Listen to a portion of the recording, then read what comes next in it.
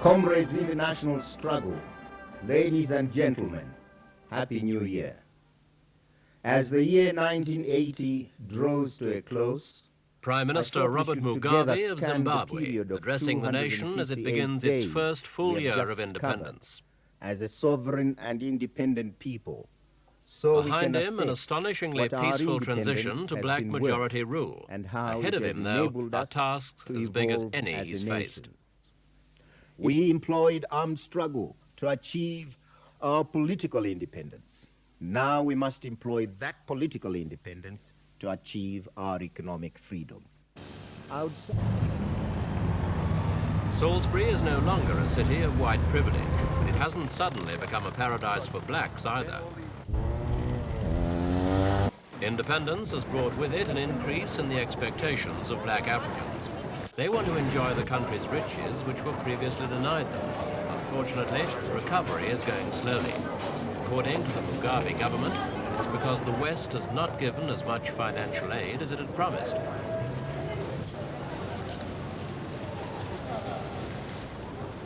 Zimbabwe lacks economic freedom even in crucial areas such as energy. The country is almost entirely dependent on South Africa for its oil, and the South Africans have seen their own supplies cut back because of the revolution in Iran, which was their main supplier. The end result is that Zimbabwe's gasoline prices are among the highest in the world. Salisbury's railway yards are as busy as ever, and there is a steady flow of imports and exports across the South African border.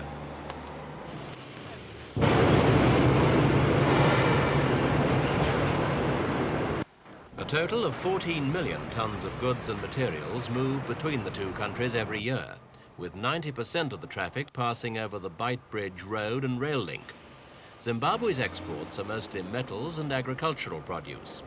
The rest is made up of all those things that white-run Rhodesia had to manufacture for itself during the long years of illegal independence, when United Nations sanctions cut off normal sources of supply. Today, home-produced goods compete with foreign rivals on the South African market. For in spite of political and ideological arguments for isolating the Pretoria government, trade links with South Africa are being cut back only gradually.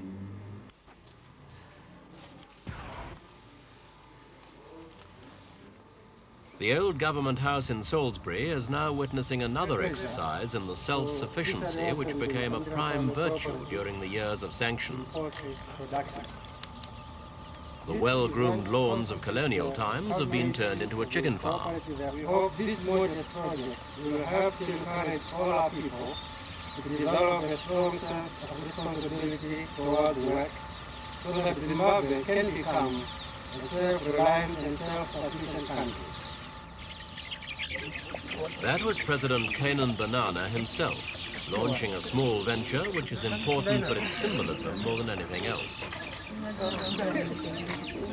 The new black farmers, who used to be nothing more than hired help, now have to stand on their own feet and take on fresh responsibilities. The same principle applies to agriculture as a whole.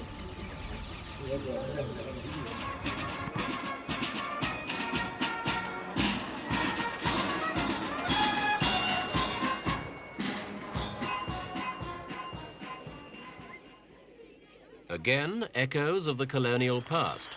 The agricultural show, a feature of rural England, but Prime Minister Mugabe still supports it.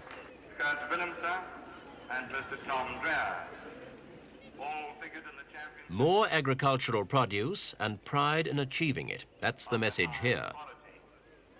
The national herd suffered badly during the years of war. 1 million head of cattle, out of just over 3.5 million, have been lost in recent years, and the government is taking every opportunity to encourage stock rebuilding. In the Grand Parade, we have the Afrikaner leading the way. Most of the losses were in the tribal areas, partly through theft, but also through disease, as the war caused a breakdown in rural veterinary services. A beef shortage has been one of the results of all this. The situation has been made worse because of the increasing demand for meat since independence, as the African population finds itself with more money to spend.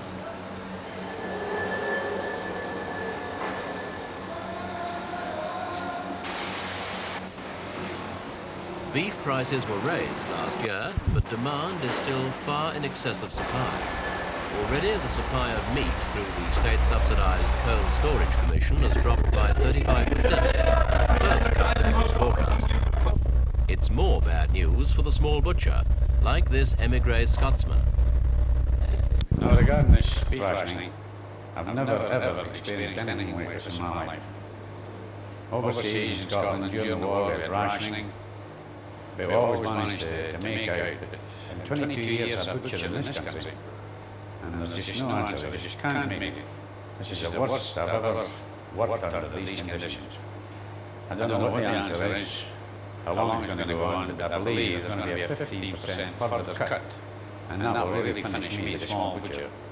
I'll just go one way, close the doors and go home and put it down to experience. Anyway, that's the work. Just getting up and leaving has been the option taken by a steady flow of whites beginning during the war years. The monthly total has been around 2,000, most of them heading for South Africa.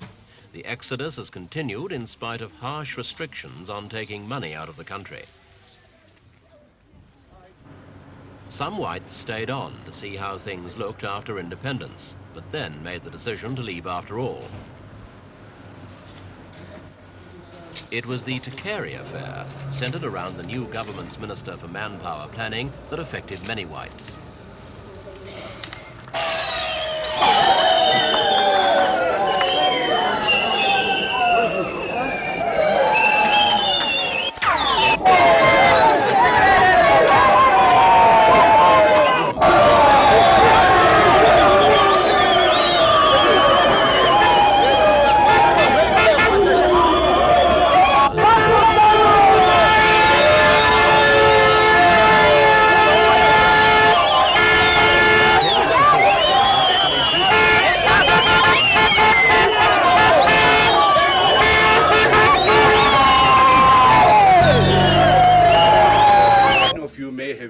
Concerned because we were charged with murder, the prospect of capital punishment. But from my point of view and my fellow comrades here who engaged together with me in the exercise, we are not primarily concerned about that. For what is an individual's life? What is an individual's lifetime in the context of the lifetime of nationhood? So that one. Such an attitude by a government minister proved too much for some whites to take. Later, Takeri was relieved of his post by Mugabe in a cabinet reshuffle that also demoted his political rival, Mr. Nkomo. But the flight south continued.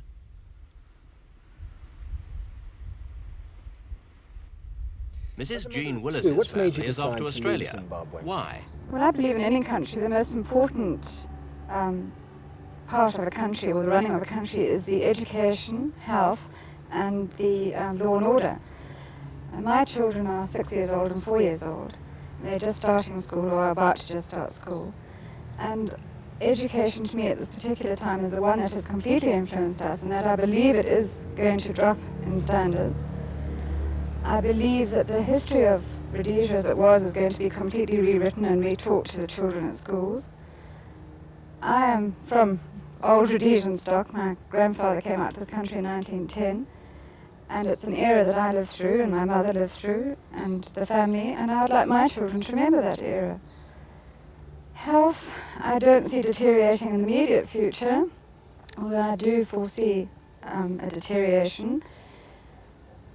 Law and order, well, you know, I think it's going to deteriorate as well, and pretty soon. There are still about 200,000 whites in Zimbabwe, and among those who are determined to stay on is that old warhorse of Rhodesian politics, former Prime Minister Ian Smith. The man who once declared that there would never be black majority rule in his lifetime has been going around the country urging whites to stay. Mr. Mr. Smith, who still Much leads the speculation Rhodesian Front about Party your in future, Parliament, whether you're going to stay in the explained country. You've reasons decided to stay, behind not his only decision. stay, but expand the farm. Why? Well, I think one has to be positive and make up one's mind that we're going to make it work, because after all, this is our country, and where else can we go? What else can we do? I have always been trying to be optimistic as opposed to pessimistic.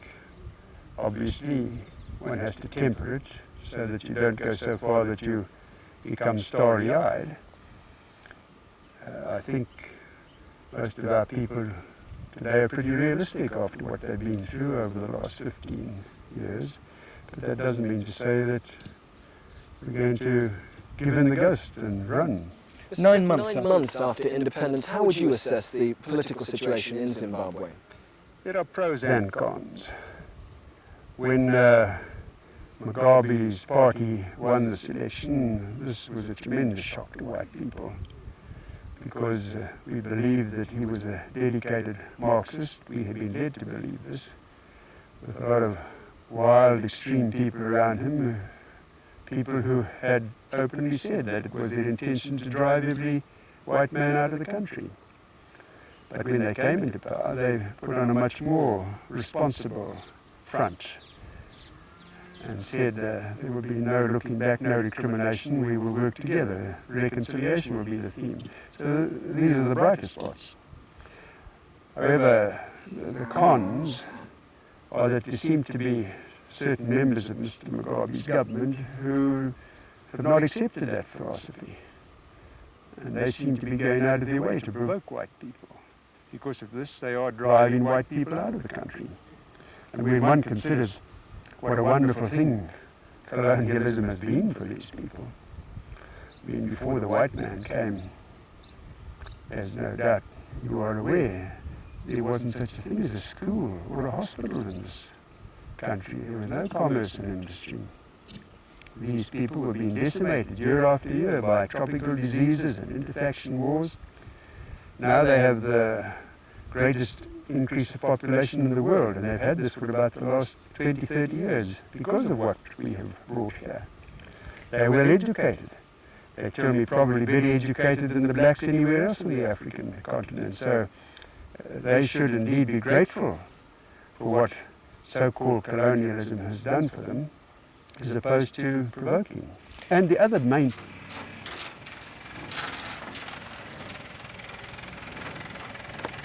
Ian Smith still talks the language of the white colonist. But in today's Zimbabwe, gratitude for the colonial legacy isn't a common emotion. On the contrary, most blacks feel there's still a long way to go before they get a share of economic power to match their political dominance.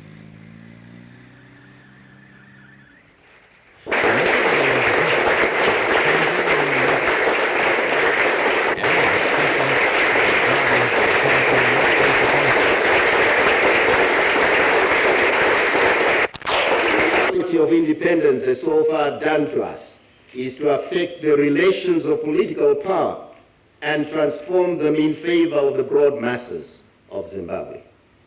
What the reality of independence has not done and is yet to do is affect socio-economic relations, so they too can transform in favor of the majority of our people.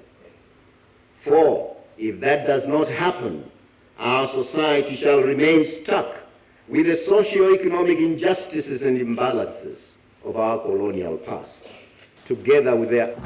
Unfortunately for Mr. Mugabe, the problem is easier to state than to solve. Whites are still dominant in Zimbabwe's business and agriculture, and buying them out would require money the new government just hasn't got. Before independence, there were proposals of massive Western aid for just this purpose. Since then, though, Mr. Mugabe has appealed to Britain, Europe and America, and so far the response has been poor. Mr. Mugabe has yet to convince them that true freedom for Zimbabwe is a matter not just of politics, but of money.